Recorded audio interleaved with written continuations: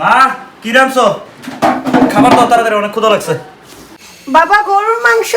প্রতিদিনই গরু গরু গরু গরু আর দাও গরুই খাবো না, দাও। গরু গরু গরু পাগল বানা যাইতেছে গরুর মাংস, আর ভালো লাগে না গরু। ঈদের পরে থেকে খালি গরু আর গরু। আরে ফোন ধর। হ্যাঁ ফাহিম। হ্যাঁ ভাই বলো।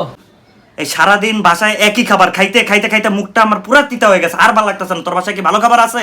তাইলে আমি আই। আচ্ছা আচ্ছা ঠিক আছে ঠিক আছে, আমার বাসায় চলে আসো। আসো আসো আসো আসো।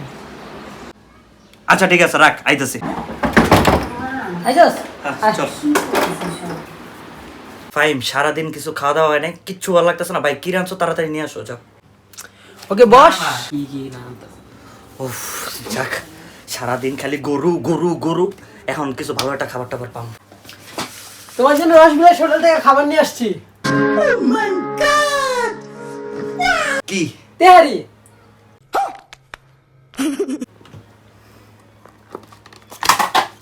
আরে কি হলো তোর?